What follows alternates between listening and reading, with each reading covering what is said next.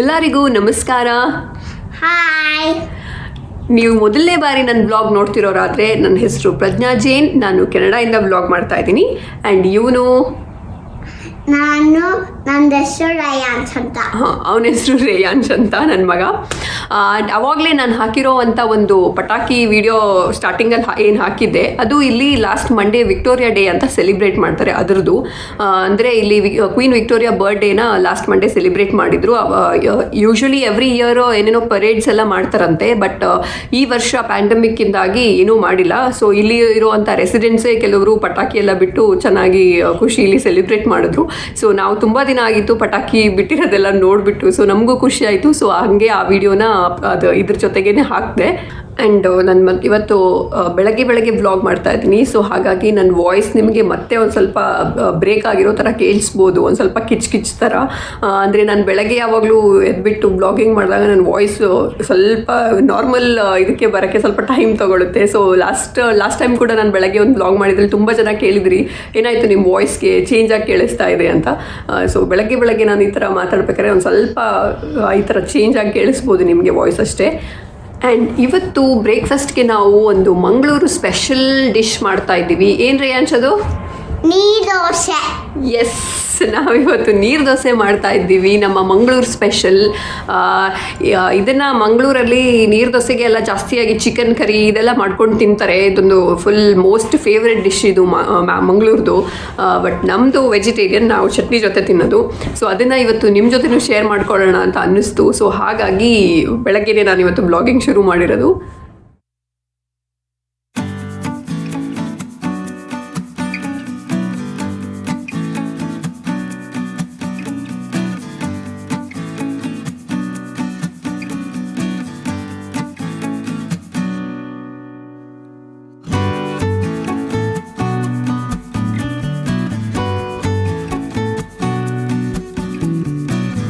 ನೀರು ದೋಸೆಗೆ ಇದೇ ಥರ ನೀರು ದೋಸೆ ಅಂದಮೇಲೆ ಹೆಸರು ಥರನೇ ಫುಲ್ ನೀರು ಥರ ಮಾಡ್ಕೋಬೇಕು ಹಿಟ್ಟು.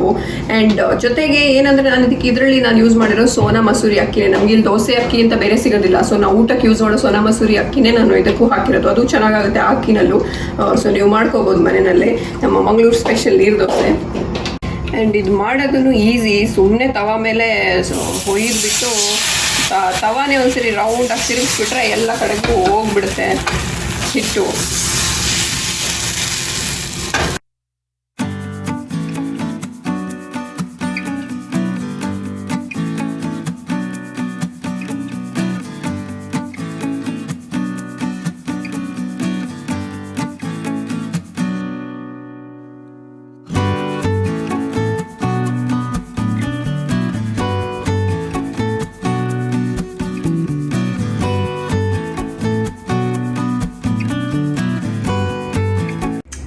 ಈ ನೀರು ದೋಸೆ ಒಂದು 4-5 ಅಲ್ಲ, ತುಂಬ ತಿನ್ನೋರು ಒಂದು 10 ಬೇಕಾದರೂ ತಿನ್ಬೋದು, ಅಷ್ಟು ತೆಳ್ಳಗಿರುತ್ತೆ.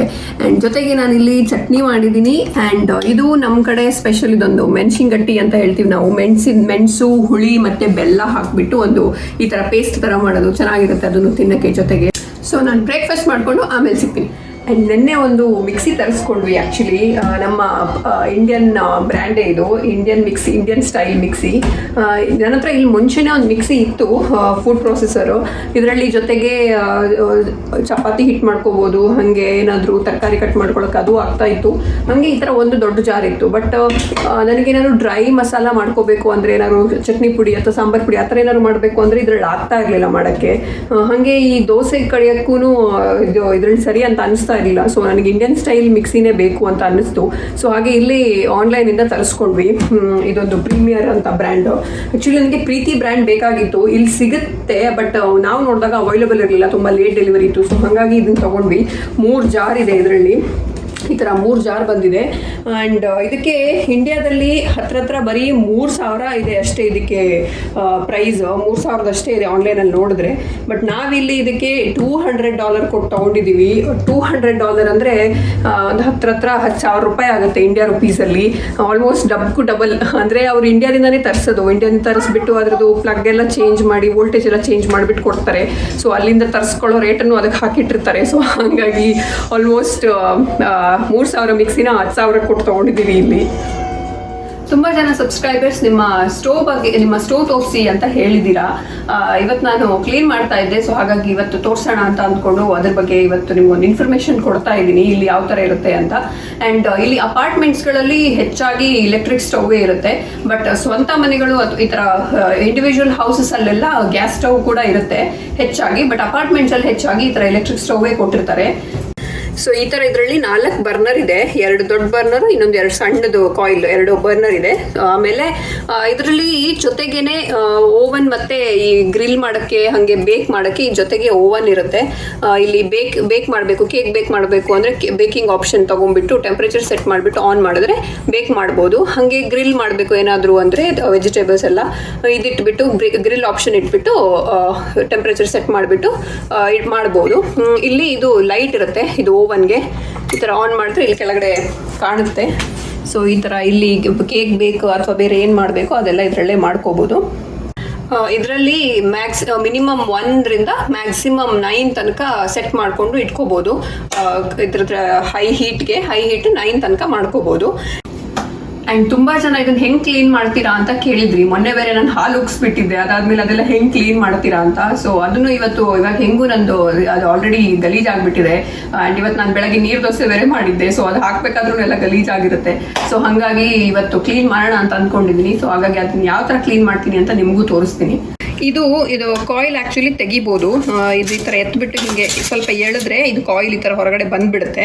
ಆಮೇಲೆ ನಾನು ಇದಕ್ಕೆ ಇಲ್ಲಿ ಅಲ್ಯೂಮಿನಿಯಂ ಫಾಯಿಲ್ ಹಾಕಿರ್ತೀನಿ. ಈ ಥರ ಒಂದು ಬೌಲ್ ಥರ ಇದೆ, ಇದು ಆ್ಯಕ್ಚುಲಿ ಬೌಲ್ ಶೇಪಲ್ಲಿದೆ. ಇದಕ್ಕೆ ನಾನು ಇಲ್ಲಿ ಈ ಥರ ಅಲ್ಯೂಮಿನಿಯಂ ಫಾಯಿಲ್ ಹಾಕಿರ್ತೀನಿ. ಇಲ್ಲಾಂದ್ರೆ ಏನಾಗುತ್ತೆ ಅಂದರೆ ಡೈರೆಕ್ಟ್ ಈ ಕಾಯಿಲ್ ಇಟ್ಬಿಟ್ರೆ ಇದ್ರ ಮೇಲೆ ಅದು ಏನಾದ್ರು ಚೆಲ್ಲಿದ ತಕ್ಷಣ ಸೀದಾ ಇಲ್ಲಿ ಕೆಳಗಡೆ ಬಂದುಬಿಟ್ಟು ಇಲ್ಲಿ ಕೆಳಗಡೆ ಹೋಗ್ಬಿಡುತ್ತೆ, ಈ ಪ್ಲೇಸಿಗೆ ಬಂದುಬಿಡುತ್ತೆ. ಆಮೇಲೆ ಇಲ್ಲಿಂದ ಕ್ಲೀನ್ ಮಾಡೋಕ್ಕೆ ಸ್ವಲ್ಪ ಕಷ್ಟ ಆಗುತ್ತೆ. ಸೊ ಇದಕ್ಕೆ ನಾನು ಈ ಥರ ಇಲ್ಲಿ ಅಲ್ಯೂಮಿನಿಯಂ ಫಾಯಿಲ್ ಹಾಕಿ ಇಟ್ಟಿರ್ತೀನಿ. ಸೊ ಅದಕ್ಕೆ ಎಲ್ಲ ಬಿದ್ದುಬಿಟ್ಟು ಇವಾಗ ಅದೇ ಆಲ್ರೆಡಿ ಗಲೀಜಾಗಿದೆ. ಸೊ ಅದನ್ನು ಅವಾಗ ಚೇಂಜ್ ಮಾಡಿಕೊಂಡು ಬೇರೆ ಹಾಕ್ತಾ ಇರ್ತೀನಿ, ಬೇರೆ ಯೂಸ್ ಮಾಡ್ತಾ ಇರ್ತೀನಿ ಹೊಸದು.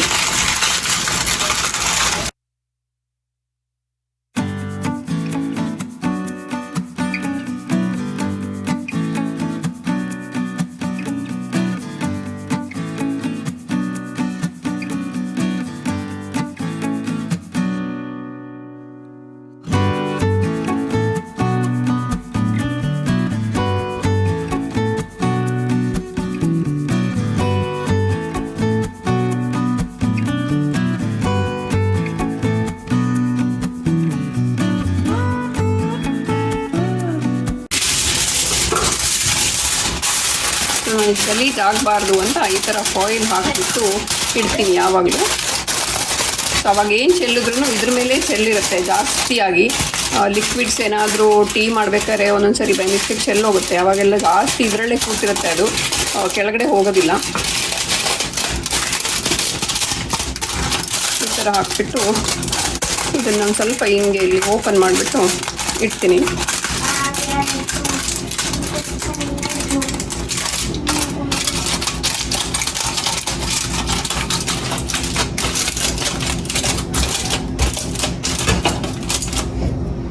ಹೀಗೆ ಇಟ್ಬಿಟ್ಟು ಇಲ್ಲಿ ಈ ಕಾಯಿಲ್ ಇಟ್ಬಿಟ್ರೆ ಆಯಿತು ಅಷ್ಟೇ. ಹೀಗೆ ಸ್ವಲ್ಪ ಪ್ರೆಸ್ ಮಾಡಿದ್ರೆ ಅದು ಒಳಗಡೆ ಹೋಗ್ಬಿಡುತ್ತೆ.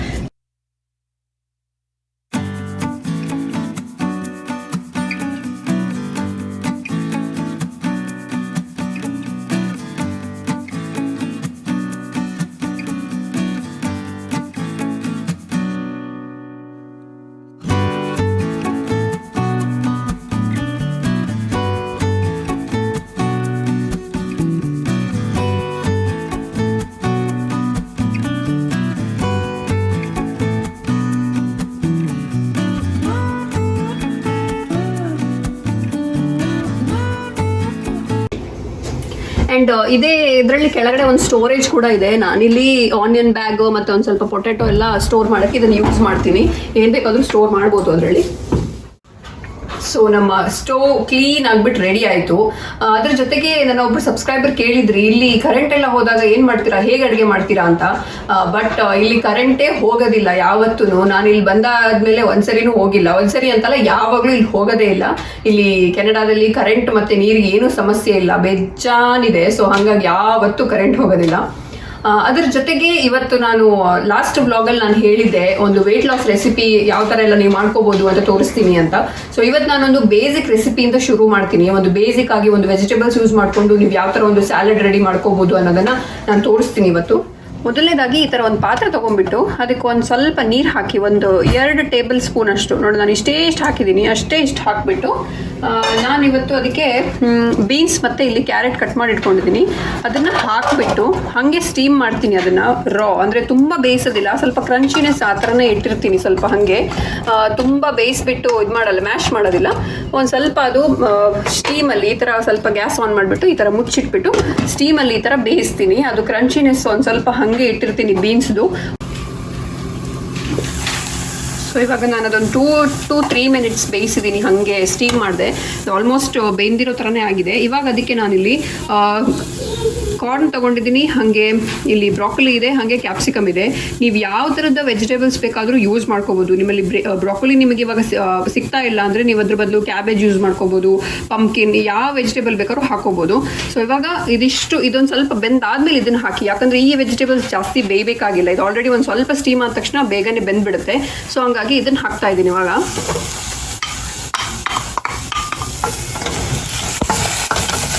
ಕಾಬೂಲ್ ಚನಾ ಇದಿಲ್ಲ ಅಂದ್ರೂ ನೀವು ಹೆಸರು ಕಾಳು ಮೊಳಕೆ ಬರೆಸ್ಬಿಟ್ಟು ಅದನ್ನು ಹಾಕ್ಬೋದು. ಹೈ ಪ್ರೋಟೀನ್ ಇದು. ಸೊ ಇದು ವೆಯ್ಟ್ ಲಾಸ್ಗೆ ತುಂಬ ಹೆಲ್ಪ್ ಮಾಡುತ್ತೆ. ಸೊ ಇದನ್ನು ಹಾಕ್ತಾ ಇದ್ದೀನಿ.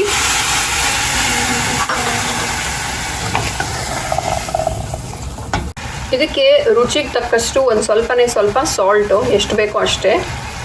ಆಮೇಲೆ ಒಂದು ಸ್ವಲ್ಪ ಇದು ಪೆಪ್ಪರ್ ಪೌಡ್ರ್ ಇದೆ, ಇಲ್ಲಿ ಪೆಪ್ಪರ್ ಪೌಡರ್ ಹಾಕ್ತಾ ಇದ್ದೀನಿ, ಕಾಳು ಮೆಣಸಿನ ಪೌಡರು, ಅದು ಅಷ್ಟೇ ಒಂದು ಸ್ವಲ್ಪ ಖಾರಕ್ಕೆ ತಕ್ಕ ಅಷ್ಟೇ ಹಾಕ್ತಾ ಇದ್ದೀನಿ. ಆಮೇಲೆ ಇಲ್ಲಿ ಒಂದು ಸ್ವಲ್ಪ ನನ್ನ ಹತ್ರ ಮಿಕ್ಸ್ ಹರ್ಬ್ಸ್ ಇದೆ, ಇದು ಹಿಂಗೆ ಸೂಪರ್ ಮಾರ್ಕೆಟಲ್ಲಿ ಸಿಗುತ್ತೆ. ಇದೆಲ್ಲ ಹಾಕಿದ್ರೆ ಒಂದು ಸ್ವಲ್ಪ ಫ್ಲೇವರ್ ಚೆನ್ನಾಗಿರುತ್ತೆ. ಇದಿಲ್ಲ ಅಂದ್ರೂ ನೀವು ಸ್ಕಿಪ್ ಮಾಡ್ಬೋದು, ಹಾಗೆ ಟೇಸ್ಟ್ ಇರುತ್ತೆ. ಬಟ್ ಇದು ಅವೈಲೇಬಲ್ ಇದೆ ಅಂದರೆ ಇದನ್ನು ಹಾಕಿ. ಇದು ಮಿಕ್ಸ್ಡ್ ಹರ್ಬ್ಸ್ ಅಂತ ಹಾಕ್ಬಿಟ್ಟು ಎಲ್ಲ ಚೆನ್ನಾಗಿ ಮಿಕ್ಸ್ ಮಾಡಿ. ಇದೆಲ್ಲ ಹಾಕಿಬಿಟ್ಟು ಮತ್ತೆ ಒಂದರಿಂದ 2 ನಿಮಿಷ ಅಷ್ಟೇ ಈ ಥರ ಮತ್ತೆ ಸ್ಟೀಮ್ ಮಾಡಿ ಇಟ್ಬಿಡಿ. ಸೊ ಇದು ಇವಾಗ ಕಂಪ್ಲೀಟಾಗಿ ಸ್ಟೀಮ್ ಆಗಿ ಚೆನ್ನಾಗಿ ಬೆಂದಿದೆ. ಇವಾಗ ಎಲ್ಲನೂ ಕ್ರಂಚಿ ಆಗಿರೋ ವೆಜಿಟೇಬಲ್ಸ್ ಕ್ರಂಚಿ ಆಗಿದೆ. ಆಮೇಲೆ ಇದು ಆಲ್ರೆಡಿ ಚೆನ್ನಾಗಿ ಬೆಂದಿರೋದನ್ನೇ ಹಾಕಿರೋದು. ಸೊ ಹಾಗಾಗಿ ಎಲ್ಲ ಕರೆಕ್ಟಾಗಿ ಸ್ಟೀಮ್ ಆಗಿದೆ. ಇದನ್ನು ನಾನು ಇವಾಗ 2 ಬೌಲಲ್ಲಿ ಸಪ್ರೇಟಾಗಿ ತೊಗೊತೀನಿ.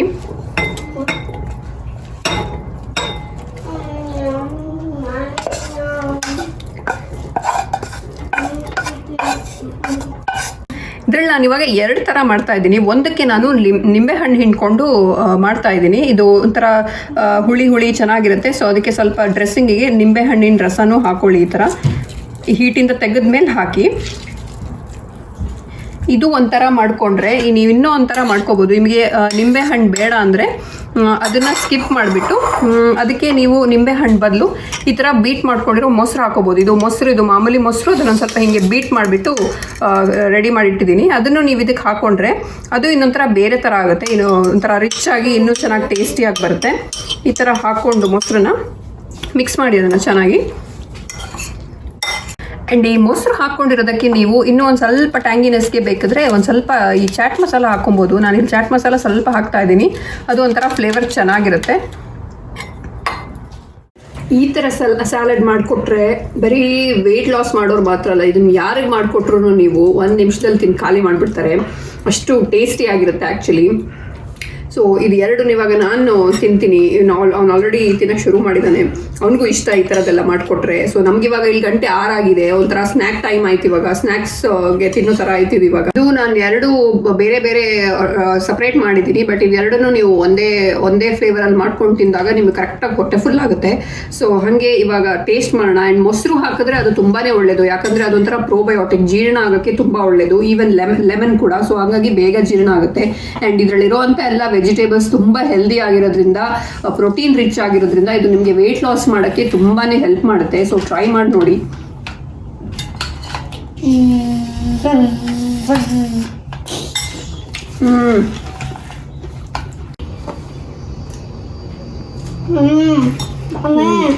ಆ್ಯಂಡ್ ಈ ಮೊಸರು ಹಾಕಿರೋದನ್ನು ತುಂಬ ಟೇಸ್ಟಿ ಆಗಿದೆ ಆ್ಯಕ್ಚುಲಿ.